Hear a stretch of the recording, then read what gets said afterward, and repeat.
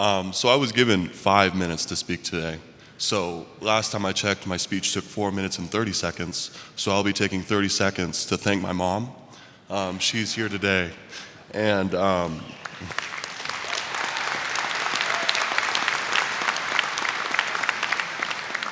she raised my sister and I working 3 jobs by herself. And I just want her to know that I appreciate that. I did not tell her that I was going to be speaking today. And I thought that me surprising her with this opportunity would show her that I appreciate everything she did for me, and that I did not let her effort and me go to waste, and that I've made something of myself today. Thank you, Mom.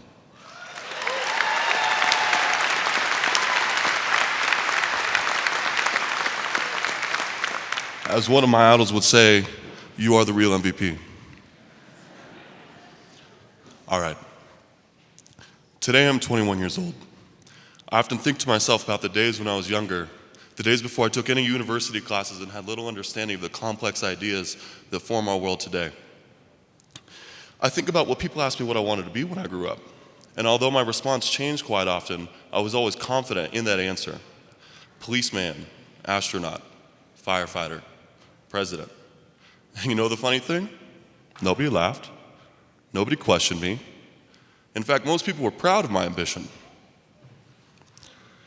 Today I'm 21 years old. I have a finance degree, and if I told everyone in this room that I intend to be the president one day, most would laugh, roll their eyes, and say, "Good luck, kid." What changed? I've grown up. I've been educated. If anything, you should have more confidence in me now than you did when I was younger. What has this effect been on all of us? We've all grown up. We've shied away from revealing our dreams because we're scared that we might be mocked for having such dreams of grandeur, dreams of being great. We are more concerned with being judged than we are with expressing ourselves. So today we sit here, following the unwritten rules of being normal and not reaching too far for the fear that we might not make it. Never truly verbalizing our ambitions and therefore never giving ourselves, our dreams, a chance. Did you go through those years of classes to achieve mediocrity? Did you pay this tuition and sit in these office hours just to subscribe to what someone else's definition of success is? We all have this notion that success has a static definition, unchanging between you and I. Well, I'm here to reaffirm the fact that success is defined by you. You set your own guidelines, you determine what your own success is, and you determine how you will get there. Nobody else can decide that for you. You owe yourself that success. You know, there are many stories that we find today that inform our lives. For many of us, the most prevalent of them being the story of David versus Goliath. For those of you unfamiliar with the story goes is there's this behemoth of a man in Goliath who's defeated by a young boy, David. Many of those who have read the story that have concluded that David won because of courage, divine intervention, and some degree of sheer luck. While I will not disagree that David was certainly courageous, the thing that I believe is often overlooked in the conclusion here is that David won because he used the skill sets that he had been fine-tuning his entire life. Where the Goliath expected hand-to-hand combat, David fought from a distance. Where the Goliath expected to use sheer brute strength, David used other skill sets against that he had been working on his entire life. A closer look at the conclusion would compel us to believe that David should have won. My classmates, we are David. The world is this behemoth, this giant that expects you to adhere to its rules so that day in and day out it can defeat you. And unfortunately, too many of us here have and will continue to adhere to those very same rules. Use your unique skill set.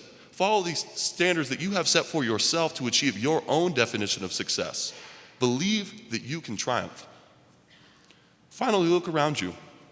The family that came here to support you today, the friends that you've made during your time here at UNC, the professors that will greet you as you leave this stage with your degree today. They're all here to support you and applaud your ambitions and achievements, to allow you to realize your dreams, but more importantly, to be successful in achieving those dreams. How could any of us allow a fear of failure or being mocked or judged for having such great dreams of success come between us, our support system, and our dreams? I'm a firm believer in the notion that we're all here for a reason. At some level, deep inside each of us, we know what that reason is. But many of us have kept it kept it inside for this fear that we might be wrong or that people might have this other definition of what our success should be. We let this fear of Goliath, of this big world, suppress our David-like abilities. Make a pact with me today. When you walk across this stage and receive your diploma, just say your dream.